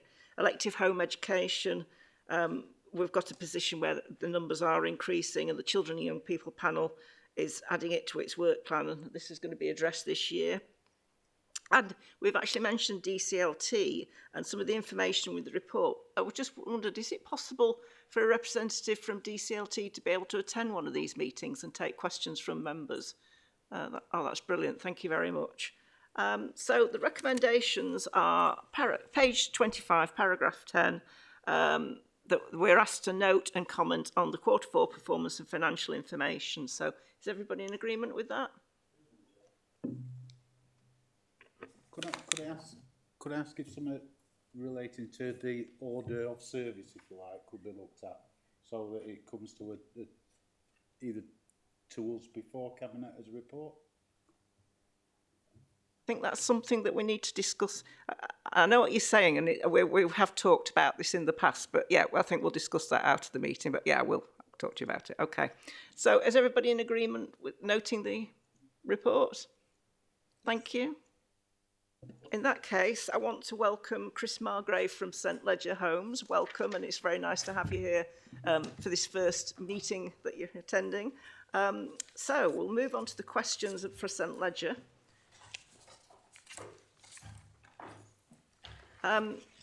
Yeah, I just wanted to note, I mean, you may want to say something, that KP3, as we've noted in the past, this is a very challenging target, and it's never actually been anything other than red, but we do recognise that it is a stretch target, and the reduced average days to relet have been reduced by around 10 days since the 2022-23, which seems fairly significant. I don't know if you wanted to make any comments about the direction of travel, whether you think we will see it going to the green.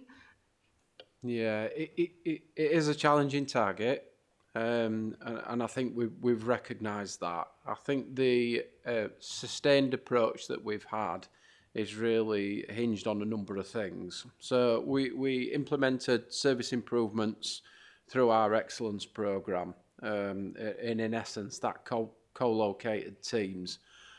We integrated the targets for both teams from a lettings perspective and the operational team to create that kind of team approach to driving towards that target, and then prioritised targets for lettings and sign-ups. In essence, what that's done is month on month created that incremental improvement. I think we've now agreed a refreshed target for that, which is 24 days for relets, and the 0.69 I think it is for the rent loss.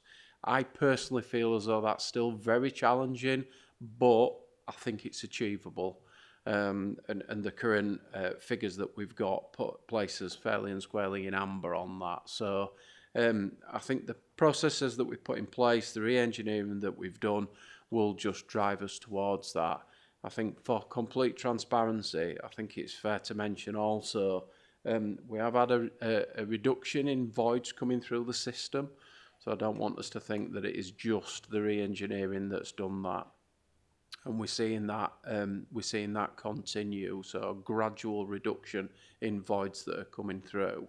However, counteracting that is the increasing number of major voids that's coming through, so where they're requiring significant amount of work. So it's a bit of a mixed picture, but in answer to the question, that's the sustained improvement that we've seen. So potentially we could see that going into green in the near future. Thank you. Does anybody else have any questions on that area? Okay, KP 4 and 5, this is around people going into bed and breakfast accommodation, hotel accommodations. Can you just tell me what is actually this may be a stupid question, but what the winter pressures actually are, and what are the preventative measures that are being taken? Sure, no, it's a really good question actually. So St Ledger provides a winter plan, and this incorporates the SWEP, so Severe Weather Emergency Protocol, or Everybody In, as we refer to it as. So this is just to ensure that nobody's actually sleeping outdoors in extremely cold temperatures. We take a full partnership approach to this, finding bed spaces when that happens. That includes hotels, working with the churches and any of the community groups that are out there. I think it's fair to say the homelessness service is impacted on pressures through just a sustained, and it feels like at times, uncontrollable amount of people presenting to us. However, working with the council and working within the teams, we're having a refreshed look at measures that we can put in place to counteract that. There are effective partnership arrangements in place and protocols in place to mitigate the impacts that this constant pressure is having on us. Can I just a little bit further on that? So we are talking about people who would otherwise be on the street if they weren't put in this sort of accommodation. Are the people going in who are sort of being almost like between accommodations, going into bed and breakfast accommodation? And what sort of effect does this have on the long-term waiting list for everybody else, if that makes sense? Yeah, it does, yeah. It's a mixture, in fairness. So we have people that are presenting today, so homeless tonight, that's one aspect of it. This relates specifically to rough sleeping, though, not the people that we've already accommodated. So we've got a number of people that are in temporary accommodation in TA, and we've got a number of people that are already in hotel accommodation, but this specifically relates to people that are rough sleeping, and the process being getting everybody off the streets when the temperature feels like or drops below 5 degrees, I think it is.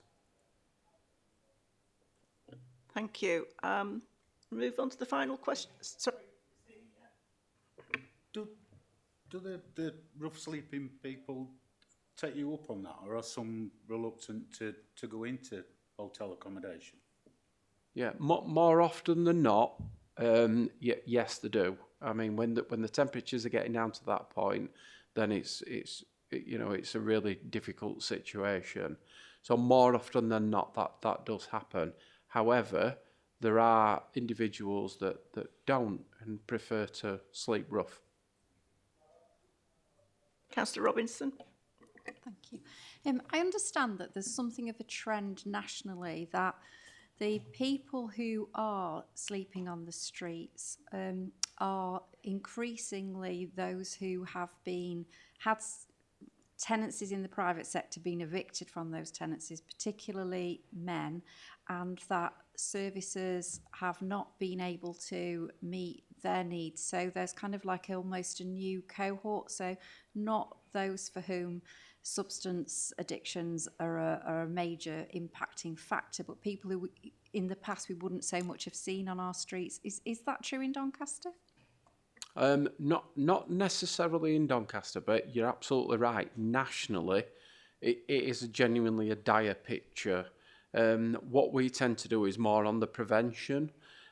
So where we've got individuals that are in private rented, we take a very proactive approach to this. And if this is around landlords putting rent up, then we'll engage with the landlord and see if we can come to some kind of agreement to try and sustain that tenancy. Unfortunately, and I don't say this lightly, we do have some greedy landlords that are putting the rent up way up and above what would be reasonable. And I were only on a call yesterday. We are affected by this, but nationally there are some really quite scary statistics. I were on the call with a housing provider from London, where the challenge for them is rents increasing on two-bed properties from around £1,700 a month, and landlords wanting in excess of over £2,500 a month. And people just cannot sustain that. It's absolutely scandalous. So the issue for us isn't as great as that, and we are able to contain anybody that presents either in TA or in hotel accommodation. Thankfully, we're not talking about the same numbers that we are seeing from our colleagues nationally. Thank you. Dan, did you want to come in on? Yeah, it was just to comment on this from the strategic housing perspective. And obviously we've been working closely with colleagues in St Ledger to look at homelessness presentations and the background to them, because the intelligence and the shift that you've alluded to is integral to how you develop your approach, because I can't build my way out of it. That's just a reality. I think what we've got to look at is how we use some of that data to determine what we do and why we do it, and also getting upstream. And that conversation's about preventing homeless presentations before they get to homeless presentations. Also, temporary accommodation is something that we need to look at, and the flow through the temporary accommodation, because if you've got slow flow through temporary accommodation, you're into B&B, which is costly, and in effect, it's not necessarily just cost driven, but it's not necessarily a great experience for people who are in that challenge in their life. I also think we need to look at the existing stock and how that can be utilised and adapted, but not necessarily adapted in terms of the conversation that we had earlier, to provide that greater throughput, and also what we might build next and how we might do it. So are we looking more now at presentations that would require 1 and 2 beds, whereas traditionally we might have been building more family homes? And adaptations is quite interesting how it comes into it, because everybody wants to stay in their home as long as possible, but the reality is, if that home if they could go somewhere else with better support and free that home up for a family, then that's the question that I think we need to be having. So we need to start using the intelligence, I think, as best we can to plan for the future and also plan upstream. And I think CAB and the likes of the third sector have quite an influential or an important role in some of that dialogue with landlords. I mean, the majority of the PRS that we deal with is all right, but we do have some pockets within PRS where we get, evictions, and is that a non-fault eviction? We get rent increases, and we've also got the challenge that the housing allowance doesn't necessarily match what PRS want to charge. So it's a challenge for us locally, but also set against the backdrop of a challenge nationally. Thank you very much. Chris, you've still got your light on. Question from Leanne. Councillor Hemshaw. Thank you. Just on communal halls, really, St Ledger communal halls, what budget is available? Has this diminished over the years? And wondering, would it be up to sort of people, volunteers that use the building to raise money for events and such things, please? So the asset management's budgets in reality cover the running cost of the building and any repairs that's required. However, we have an involvement team, and there's a specific budget. It's called the PAG budget. So that's Positive Activities Group. I mean, that's catchy, if nothing else. So there's funding available for community events through the communal halls. I'm more than happy, Leanne, to put them in touch with you direct if that'd be helpful. So that they would help towards raising money for events and to actually get things happening in the communal halls?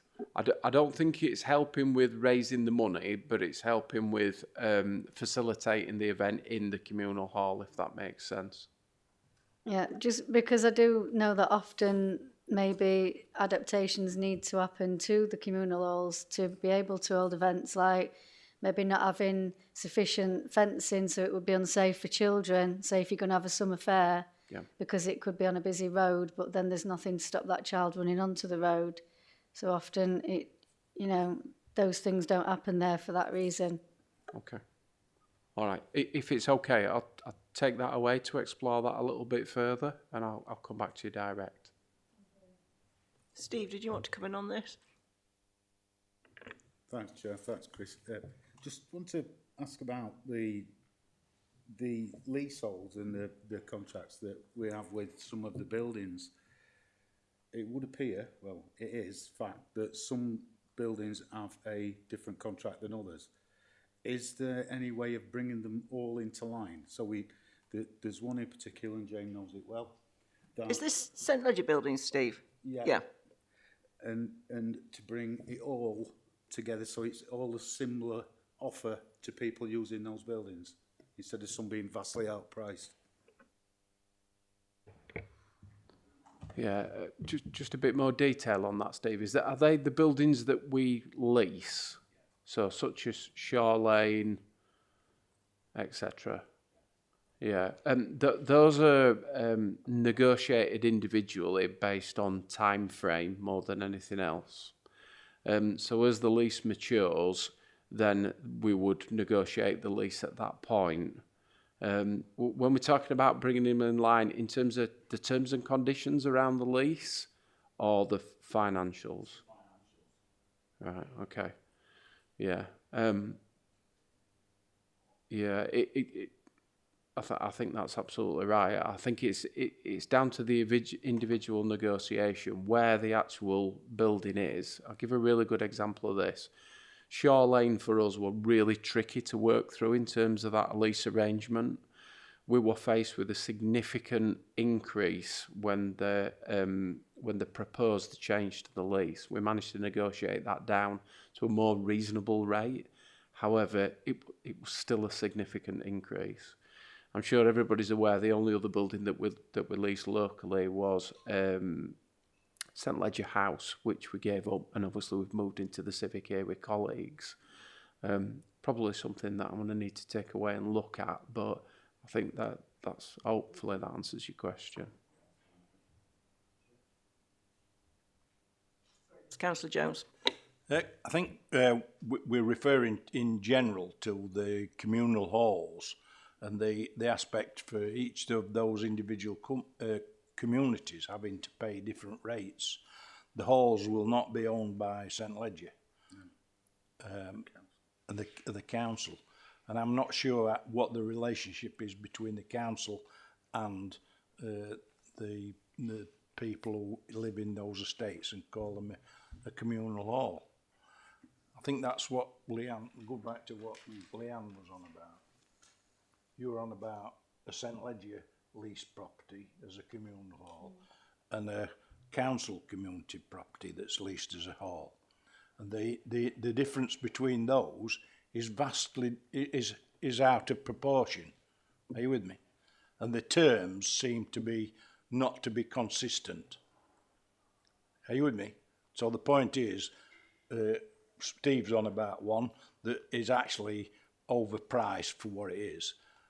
And obviously Leanne doesn't think that they get the support that they would have got in normal circumstances.